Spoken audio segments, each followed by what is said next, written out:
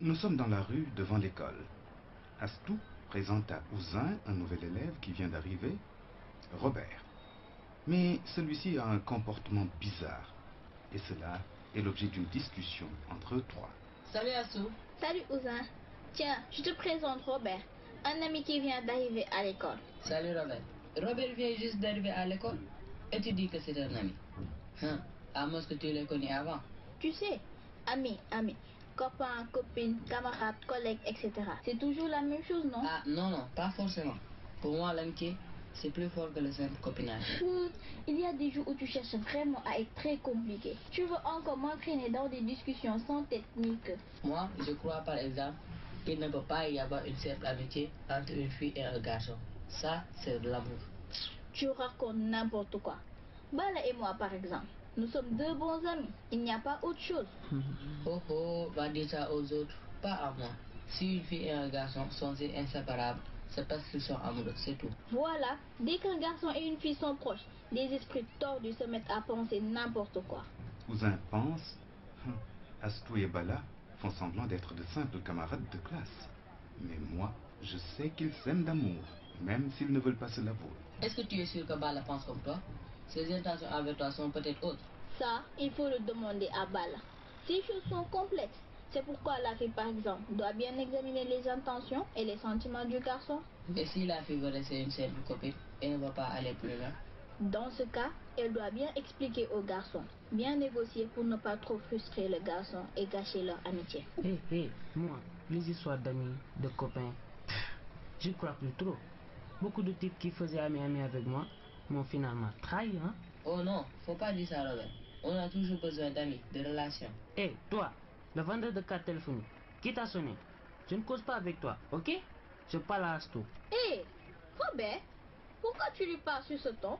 Ouzin est ton ami de longue date qui gagne honnêtement sa vie en faisant ce job. Moi, justement, je choisis mes relations. On m'a appris à ne pas fréquenter n'importe qui. C'est mon droit, non? Ah, je comprends maintenant pourquoi tu disais que tu n'avais plus d'amis. Tu dois avoir des complexes de supériorité. Alors là, je te plains. Moi, je dis simplement que je ne discute pas avec n'importe qui.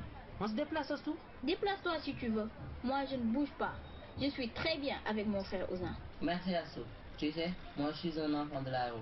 Si je n'avais pas eu de bonnes relations avec des gens de bon cœur, je ne m'en serais jamais sorti. Je t'envie même parfois tes relations. Tu as des amis garçons, des amis filles, tu as des copines, des copains. En fait, tu as le sens de la communication, quoi. Tu sais Astou, j'ai des relations d'affaires avec un commerçant grossiste, chez qui je m'approvisionne en carte. Cet homme, mais il est égoïste, malhonnête. Il essaie toujours de tromper les gens. Mais alors, pourquoi tu continues de traiter avec lui? Parce que c'est une relation d'affaires. Nous avons des intérêts communs et je dois m'y faire en attendant lui. Pour moi, les relations, c'est d'abord le respect réciproque, l'honnêteté, la confiance et la gentillesse. Je vois que vous élèves, vous êtes en plein dans les relations. Relations filles et filles, relations garçons, relations filles et garçons.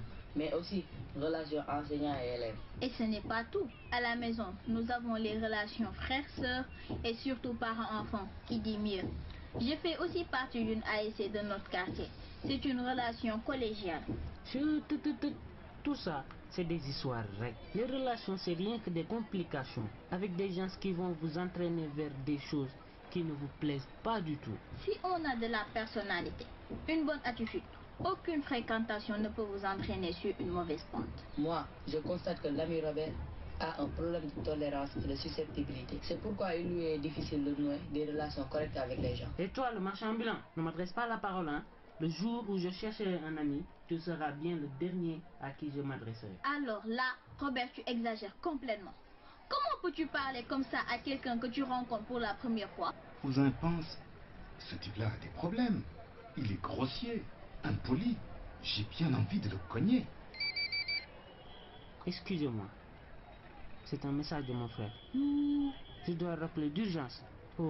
Et je me rends compte que je n'ai plus de crédit du tout. Faut-tu me passer ton téléphone, Astou? Ah, navré Robert. J'ai mon portable chez le réparateur. Mais tu peux acheter une carte avec Ouzin? Aïe. C'est-à-dire que je n'ai plus un sou avec moi. Tiens, je te donne une carte de crédit de 1000 balles. Tu me paieras la prochaine fois, hein? Je ne te fais pas confiance, mais j'ai confiance à Astou. Mais qu'est-ce que Astou vient faire là-dedans? Je te paierai. J'ai dit Astou parce que c'est justement une amie, une sœur. Et les rapports, les relations, c'est très important pour moi. Je m'excuse d'avoir été un peu... Tout à l'heure, je vais téléphoner. Robert recharge son portable, compose un numéro et écoute son frère un instant. Ensuite, il s'adresse de nouveau à Astou et Ouzin. C'était mon frère. Nous devons nous retrouver d'urgence, pas loin d'ici. Je vous remercie les amis. Ouzin, je te rembourserai demain sans faute. Oh boy, voilà, tu paies quand tu peux. Ce n'est pas urgent. Les amis de nos amis sont nos amis, n'est-ce pas? Je vais retenir la leçon. Nous reparlerons de relations et d'amitié une autre fois. Allez, j'y vais. Drôle de bonhomme. C'est Monsieur Fall qui me l'a présenté ce matin, en me demandant de m'occuper un peu de lui, comme il est nouveau à l'école. Et en tout cas, il n'a pas été sympa. Comment peut-il dire qu'on n'a pas besoin d'amis? Ah, peut-être n'a-t-il pas eu la chance de tomber sur de vrais amis jusqu'ici.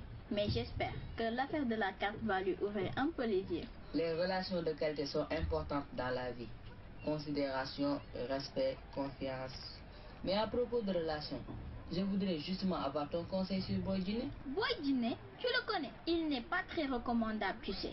Boy Djiné Dad, il est venu me proposer un job très intéressant qui va me rapporter 25 000 francs par semaine. 25 000 francs par semaine. Ouh là là. Et pourquoi faire? Il faut que je vende pour lui un certain produit qui peut beaucoup intéresser les élèves. Et c'est quoi cette marchandise? Il ne me l'a pas encore dit. Il dit seulement que la vente doit se faire dans la discrétion. Tu comprends? Ah oui. Je crois comprendre de quoi il s'agit. Boy Djiné a la réputation d'être un dealer, un vendeur de drogue. De la drogue? Si c'est ça, merci. Je préfère rester pauvre que de tremper dans une telle salle. Ouzin, parfois tu es vraiment trop gentil. Trop naïf même. Boy Djiné ne peut pas te proposer quelque chose d'honnête. J'ai été un peu impressionné par les beaux vêtements que porte Boy Djiné. Par sa façon de parler à la mode. C'est un vrai guerrier. Oui, c'est quelqu'un qui est toujours bien zappé, avec des téléphones portables très chers, luxueux. Mais ça ne t'étonne pas de voir qu'il ne travaille jamais, qu'il passe tout son temps à traîner dans les bars. Merci à ça, car tu me permets de voir encore une fois qu'il y a de grandes différences dans les relations. Il y a les bonnes et les mauvaises. Si Boy Djiné se présente encore devant moi, il va m'entendre. D'accord, c'est mieux, je pense. Ne tisse aucun lien avec lui. Oui, d'accord, d'accord. Bon, ciao. Ciao. Je dois y aller. À bientôt et sois prudent. Oui, d'accord. Ouzin pense, ce Boy Djiné, avec ses airs amicaux, il a failli m'entraîner vers la délinquance par l'argent facile. Heureusement que j'ai des amis comme Astou et Bala, sur qui je peux toujours compter pour les bonnes attitudes.